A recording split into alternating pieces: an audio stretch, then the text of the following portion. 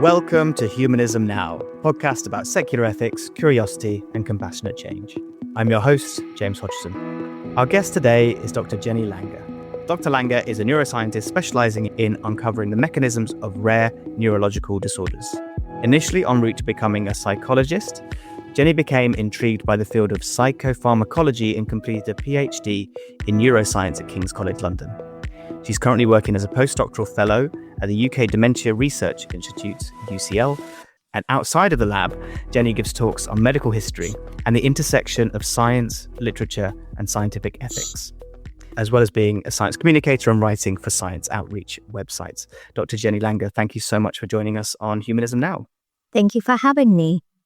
I'd love to find out more about the topics of your PhD and your studies, but the reason for inviting you on to the podcast today is I'd recently heard a talk which you had given with the Greenwich skeptics in the pub, which I thought was very aligned with what we like to talk about here at Humanism Now on skepticism, science, and as you mentioned, the history, not only of medicine, but also of those pretending to be active in medicine, let's put it that way. So I think to start us off, could you perhaps introduce our audience? How did you become interested in science, the ethics of science, and particularly these questions around quackery, which I'd heard you discuss?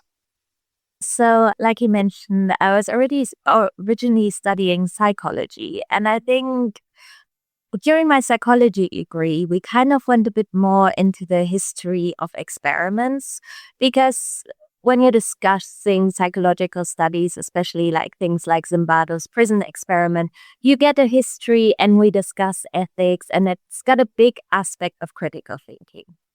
And I did really enjoy that. And then I went into neuroscience, and that obviously focuses very heavily on biology. And we don't learn about the history of these experiments. And I started giving talks for Lange of the Dead in, 2022, and looking at the intersection of Gothic literature and science. And obviously one of the most pervasive tropes is that of the mad scientist.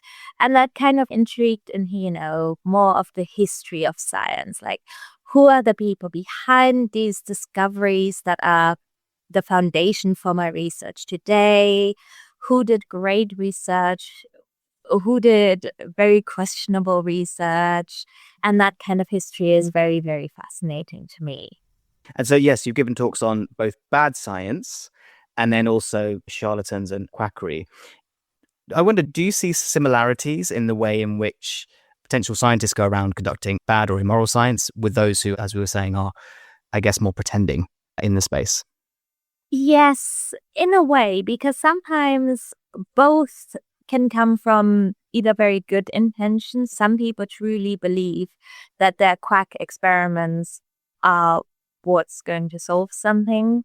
And, sometimes scientists go into experiments with good intentions, but that doesn't always work out. On the other hand, you also have people who go into quackery, who develop quack medicine or exploit people for their own benefit, whether in our age that is to accumulate a massive social media following or making money. And you kind of have that as well with certain scientists. They are so brilliant and who you don't necessarily go into research because they want to cure a disease, but go into it chasing the big nature paper, the big discovery, the big prize. And I think there are similarities. And I do think sometimes these people can convince themselves that what they're doing is for the general benefit. Like one of the quacks that I think I talked about at the Greenwich Skeptic Society was William Bailey, who developed a radium-based medication to cure impotence because he felt that radiation, this was in the earlier 20th century, but he convinced himself that the radiation would cure everything. And that was kind of at the same time as Marie Curie made her major discoveries, and he was a big fan of hers. He caused endless suffering, lots of deaths, but he also took his own medication. So there's an aspect to it where sometimes people are convinced that they're doing the right thing. He did do a lot of other medical scams beforehand, but maybe he just bought into his own hype. They're convinced they are doing a good thing. And these are very human characteristics, I think, to want to have that positive impact and for that to easily be, I guess, altered in a way that ends up exploiting. And I think we live in a time where there is a lot of skepticism about science. I don't know if this is unusual in history, whether there's more skepticism now than in previous generations. But do you think, given your research into bad science, have there been particular mistakes or abuses that have legitimately fueled some of that skepticism?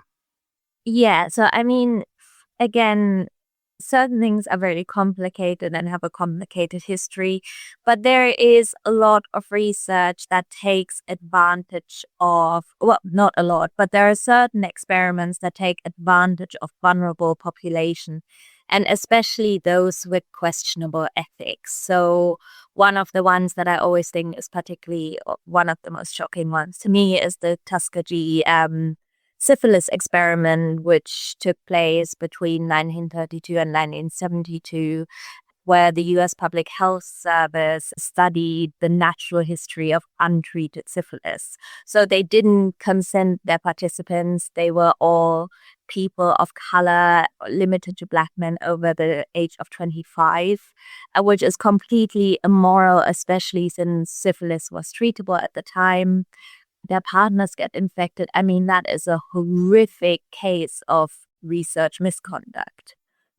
Similarly, like the Medical Research Council in the UK had a study where they decided to test radiation, I think in the 70s, looking at specific gamma beta emitter to look at iron deficiency in the South Asian population, and they literally provided radioactive chapatis to women. This is an unethical experiment anyway, but without proper consenting. There's a wonderful documentary, I think, done by Channel 4.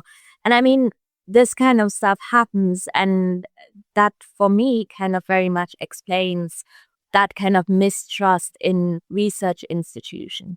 There's a lot of good research, but then there's also these studies that kind of make it understandable why people are questioning how people are conducting research, especially Black and Asian minority groups, where you then, during the COVID epidemic, you saw poorer uptake of vaccines, which then makes sense in that context. Yeah, absolutely. The abuses of trust and the discrimination then have that long tail effect, don't they, as well? It's not just the abuses that they have in the immediate study group, but also the distrust that it sows in society long term. Exactly. And one of the most fascinating and, again, very poor research conduct is the case of Henrietta Lacks, who was a Black woman who had a very aggressive case of cancer. The medical doctors who treated her at the time extracted those cancer cells and generated the first immortal cell line.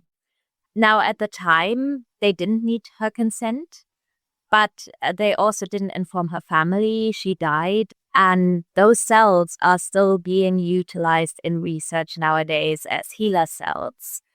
And her family was unaware of this happening. Again, there's a wonderful book called The Immortal Life of Henrietta Lacks. And yeah, that kind of was acceptable at the time, but also so many companies profited off these cells that it is ethically questionable. I think Thermo Fisher paid out to the family finally a couple of years ago, but it's one of those things where you're like, yeah, that might have not needed consent in the 50s, but also look at what you're doing. I think about the impact. So, as mentioned in the introduction, you are a scientist, you're a practitioner, and so I would assume an advocate for research and the scientific methods. So, how should science overcome these mistakes and abuses of the past? Are there ways to rectify and rebuild trust? I think, first of all, accepting responsibility and having open discussions about it. I think it's very important to acknowledge that science is actually not objective. It is subjective. And I think having conversations about it is very important. If you just pretend nothing bad has ever happened in the name of science, then people are going to be like, well, no, you're lying. And I think establishing, also communicating what used to happen and how we're trying to rectify this today is very important. I think it can be quite boring to discuss, for example, how are participants recruited and how do you consent them. But I think it is quite important to make that accessible. Especially like sometimes with medical trials, things can go wrong. And it's always very brave of people to take part in these trials. So much of the research would not be possible without patient populations. But I think that open discussion is very important. And I do think, especially pharma companies, you had the whole thalidomide scandal, and people did not get proper compensation for this. It was a case of the medication not being tested properly, data being fudged, patients and GPs being ignored, yet the company did not do proper payouts. And you've got to be responsible and accept responsibility. I mean, I don't work for a company, I work in academia, but you're kind of responsible for what you're doing. And if you are making mistakes, you need to acknowledge them. Which is hard for anyone to do. I think that's sometimes at the base of this.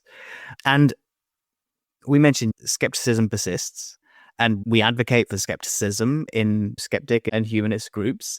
So how do you see a healthy measure of skepticism towards scientific studies or scientific results, and to proportion your skepticism versus accepting scientific consensus or results? Because for most of us, we're not experts in the field. So it can be very confusing as to know, okay, where should I suspend my skepticism and accept perhaps the results of this, I guess, what scientists are saying? It can be very hard, especially since, scientific news kind of trickle down from like major publications that aren't really accessible to the general public. I find it quite hard to read publications that aren't within my field and trying to figure out what's a good thing, what's a bad thing, right? Where are the flaws of the study?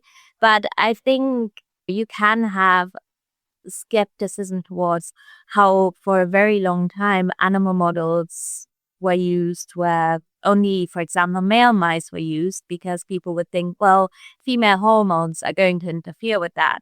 So a lot of past research focuses on like male mice, and that's not necessarily applicable then because there are sex-specific responses, right? So you can be critical of that and aim to address this.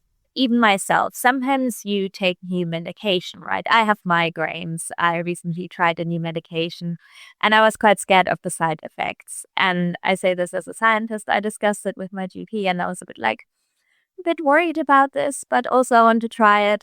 So even I sometimes get a bit like, ooh, a bit scared. But the thing is, most of the time, these findings have been evaluated.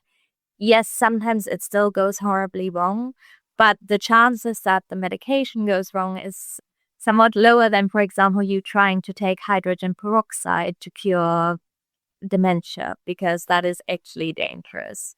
So I think looking in terms of healthy skepticism, find a good basis for what you're reading. Don't just listen to the influencer that's being recommended to you on Instagram. There are the science outreach website that report research news. So I write for Bio News that have like a weekly newsletter of like scientific findings that are written up by scientists for the general population. If you have a specific disease, so there's websites that specifically write about research news for that community. So look at reputable sources. And I know with media that can be quite hard, but if you're only hearing from it through Facebook and, Instagram, that's probably not ideal. True, but I think that's where most people we're getting our information now, whether we like it or not, or through podcasts, of course. Do you think there's an imperative on scientists to be active on social media and through new media to get across, what sorts the real science from the quackery? Yes, absolutely. And I think, social media is a great way to engage. But then at the same time, if you're a scientist on social media, you also kind of have a responsibility to list your sources and really show what you're basing your content on. And I think that helps a lot. And that way you also give people the power to investigate themselves. the catchphrase now, do their own research, but informed research. That's what we advocate for. I saw you give with the Greenwich Skeptics was on charlatans and quackery. So I guess it was the counter to your bad science. This was really the other side of the coin, as we've discussed. And I can really recommend any humanist group. Jenny would be a fantastic speaker. This was a really thrilling talk. And you really detailed the history, or at least the known history, because these types of charlatans have existed in all cultures and throughout time. What are some of the patterns that you see repeated when you look at the historical cases versus, as you mentioned, some of the online gurus and influencers that we have now? When you go back in history, obviously medicine and research is a lot less well established than it is now. During the time of the plague, there were no cures available, right? There was nothing that could be done. Your general practitioner likely couldn't help you either. Any kind of physicians that were at the time working couldn't cure the plague. But then also you had this kind of outburst of charlatans who would say, oh yes, we've distilled this powder from the sun and it'll cure the plague. Now, what that does, it takes people's money for no result. It makes people feel safer, which actually increases the danger because they might think they're now not at risk. And so you have that kind of thing, even that is probably worse than no cure at all. You think you're safe and you're then spending your money on something that is a scam. In the UK, you had that golden age of quackery in the 18th century. And one of the major things that really helped quacks proliferate was advertising and newspapers. And people selling scam medications really took advantage of that. So there were lots of advertisements with testimonials, ideally from like middle class or royalty, kind of saying, oh yeah, these powders are fantastic. There's Dr. James's fever powders, I think, which even had a poem dedicated to them. And they were useless. And, you know, the 18th century, you had some medications that would help. So these people selling these kind of things that were utterly useless, potentially dangerous, because they used ingredients that were used in standard medication as well, but also like, you know, oh yeah, that medication is going to make you vomit. That's a good idea because you're expelling the sickness and it's actually make people more sick. So you have that kind of advertising, which we very much see now as well. So that seems to be consistent. You know, you have the newspaper in the 18th century. Now we have social media to spread misinformation on stuff like how coconut oil can cure Alzheimer's disease. These vitamins are going to fix everything. And that's, I think, another thing. All of these medications, quackery medications, most of the time start out with a specific purpose, right? So it's going to cure fever or it's going to cure impotence. And then eventually it progresses to it will cure absolutely everything. And I think that's such a major sign of a quack medication, right? If you're like, oh, this one thing is the cure to everything that's wrong with humanity, every possible disease, I think that's a pretty good sign it's not going to work. Yes, so certainly the extraordinary claims require extraordinary evidence. I downloaded a horrible book that was in preparation for this talk and I didn't pay for it. And it was literally called The Cure for Everything. And it was basically like hydrogen peroxide will cure everything. And you need to find, I think, 37% or 40% hydrogen peroxide. And like there's reviews on Amazon that are like, yeah, the hydrogen peroxide is difficult to digest. And you're just like, yeah, you're not meant to ingest it. Or unfortunately, you can't get hold of this in the UK. Well, yeah, for a reason. It's dangerous. Don't recommend it to your friends and family. You don't owe them that. It's a bad idea. Oh, that's crazy. And I think it does speak to this idea that we instinctively we look for simple solutions. It'd be nice to know there is a magical cure out there that could solve everything. It would be fantastic. And I think especially with neurological diseases or neurodegenerative diseases, it would be lovely if we could cure them, but the brain is very, very complicated. Alzheimer's disease is not a simple disease. Anything affecting the brain is hugely complicated. But these diseases are devastating to the affected individual as well as their loved ones. So people try to find a cure, like, how can I prevent this? How can I cure this? How can I stop this horrible disease?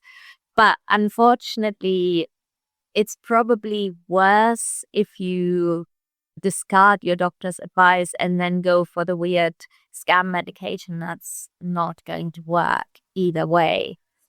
And I think people then go, I've got something alternative, my doctor doesn't like it, and then they stop seeing the doctor. And that's obviously also disastrous. And so do we find then that charlatans perform particularly well when there is more anxiety, potentially at the individual level where someone may have a disease which is incurable or the prognosis is poor, but also on a broader societal level? We just went through a huge period of social anxiety with the pandemic, and we did see a rise in a lot of supposed miracle cures. Is there a correlation with the prevalence of charlatans and quacks during periods of social anxiety? Uncertainty, desperation kind of really drives that, people seeking solutions when at the time there were none. Before we had the vaccine, it was scary. Pandemics are terrifying, be it the plague, be it influenza, be it COVID. You want to do something. You want to feel like you can do something to stop it. And you don't necessarily trust. If you have politicians like Michael Gove saying people are sick of experts, that is a terrible thing to say, because you're actively creating distrust and paranoia. What you should be doing is making what's happening accessible and not saying, well, we can't trust these experts. They're experts for a reason. You can be critical, you can question, you should be looking critically at research results and see what impact they have, what are the side effects, who might be at a bigger risk for something. But, the other alternative is not taking anything at all, which might be more disastrous. Or, taking something that will additionally damage you. I always thought that was curious, the whole I don't listen to experts, people are sick of experts, because it only seems to be in certain fields that people distrust experts. And it does seem to come back to health quite often. I was discussing this with a friend who said they didn't want to listen to experts. And I said, now, when your car breaks down, do you take it to a mechanic or do you go to someone who is an alternative mechanic online? But when things need fixing, we know to go to an expert. Why do you think health has that level of skepticism? I think it's partially because in research medicine, it's actually a good thing if you're like a little bit critical of your own results and have these stipulations. So, for example, this study was done in this population. We don't know how applicable it is. It seems to have some good effect. But, as scientists, we are trained to be critical of our own findings and not to overgeneralize. Whereas your mechanic's going to tell you, I'm not good with cars. Like, that part is broken. I can 100% fix it, right? Whereas you go to a medical practitioner, you go to a good scientist, and you're just like, well, there's a possibility that this is what's wrong. And that is a good thing. But I think that then creates that pocket for people to be like, oh, well, you're not sure about this, so I don't trust you either. Whereas you find that the bad scientists who have made great strides with their terrible findings, it's like Andrew Wakefield with a completely bogus autism study, or Paolo Macchiarini with his trachea implants that killed a lot of people and were never trialed on rats. These people were incredibly confident in their findings, and that then convinces people. Whereas I think a good thing for a scientist to be is like, these are the limitations of my study. I need to think of the limitations of my research. And I think that opens us up a little bit to people going, well, if you're not sure, I'm not sure. I will listen to you. I was going to ask why charlatans tend to be successful. And obviously, some are more successful than others. And do these features of certainty and charisma, are they quite key to convincing people? Certainty, charisma, people being very convincing. Knowing your target audience is also really important. So I mentioned the guy with the radium-based medication. Now, he knew how to talk to other scientists. which is what really advanced him. And look at influencers. They know their target audience. They know what to exploit. So yes, charisma will help. And then a simple response, good content production. And if you're very confident and you're telling people, I know how to solve this, or this is causing this, then it's a lot easier to listen to that person.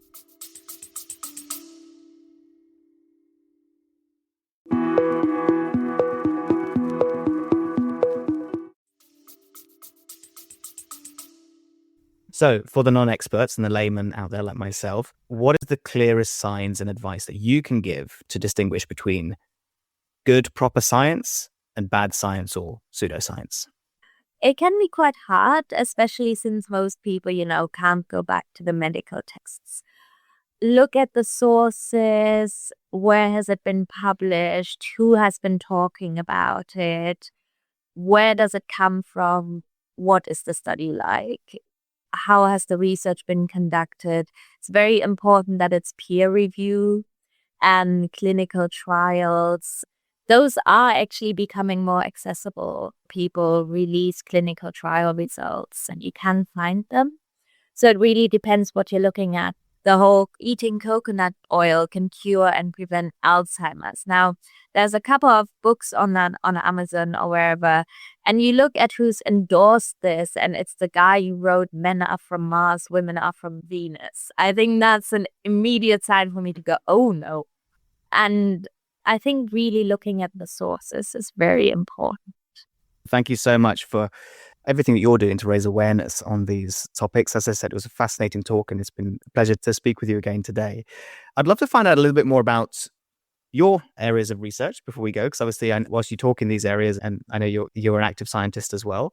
So what is your current area of study? So I work on a number of different diseases, all affecting the brain. I am specifically interested in the cells in the brain that aren't your nerve cells or neurons. So your brain is full of very interesting cells. Everyone knows about nerve cells because those are the ones that degenerate in Alzheimer's and other diseases. But there's also a subpopulation of cells called glial cells, and they form part of the brain's innate immune response. So you have microglia, which eat all of the stuff in the extracellular environment. You have astrocytes that have many, many different functions. They're called so because of their star shape. And those are the kind of cells that I'm focused on. I work with human models of disease. So there's a wonderful technique that was developed to take someone's skin cells and reprogram them in a dish in the lab into stem cells. And then we have these stem cells that might be from a healthy individual or from someone who has a specific genetic disease. And then we can generate them into any cell type that we like, as long as we have the appropriate protocol. So that's kind of how I model disease in a dish, studying those specific cells. My main project, I'm currently working on Alzheimer's disease and looking specific at the waste disposal system within the cell, because it's very important that the cells are able to degrade stuff, especially in neurodegenerative diseases where, things accumulate. My real passion is childhood dementias, which are individually very rare. But I did my PhD on a form of childhood dementia called Batten disease. And I'm looking specifically at the role of astrocytes there. So that is kind of my work that I'm taking further. I have a wonderful student working on this at the moment, and it's very exciting because, of course, dementia and neurodegeneration is devastating, but also, when you have children who develop this disease with symptoms starting at the age of 1 and then dying by the age of 10, it's horrifying. And, as a group of diseases, childhood dementias, less than 5% have disease-modifying treatments. So they're under-researched, they're underrepresented. Pharma companies sometimes like to stay away from them because they're rare, but they have such a massive impact. And then my final project that I work with at the Institute of Child Health focuses on Duchenne muscular dystrophy, which by the name is obviously largely affecting muscle, but the gene that's affected is actually also expressed in the brain. So with Duchenne muscular dystrophy, there are some gene therapies now available that stop the muscle degeneration and stop the disease from being fatal in some patients. But more than 50% of affected boys have cognitive symptoms as well that affect quality of life because the gene and then the protein itself does something in the brain. And that's kind of what we're working on to figure out how it affects the brain. Very fascinating. It's a whole new interview field in itself. And what do you see as the outlook for the prevention, potentially the cure, when we talk about Alzheimer's, dementia, as you mentioned? These are very difficult, challenging diseases to address. So Alzheimer's is very heterogeneous. It doesn't have a clear genetic cause. So there are forms, 5 to 10% that are familial that have a very clear genetic cause. But then you have risk factors, so it becomes very complicated. You have some diseases that have a very specific cause where one gene is affected. So for example, you have Huntington's disease. We know the Huntington gene is affected. We know, what goes wrong with it. And there has been a very successful clinical trial recently. So there is a lot of hope. But for Alzheimer's, Parkinson's, it's not, Huntington's isn't straightforward either, but it then becomes also more complicated. And we're trying to figure out which pathways are affected first and which cells, how can we target them? Because at the moment, we're targeting plaques, which are very much end stage of the disease, but you need to get in earlier to prevent that neuronal nerve cell death. Jenny Lange, thank you so much for everything you're doing and taking the time to speak with us today. Before we go, we have our standard closing question, which is, what's something which you've changed your mind on recently and what inspired that change? I change my mind all the time.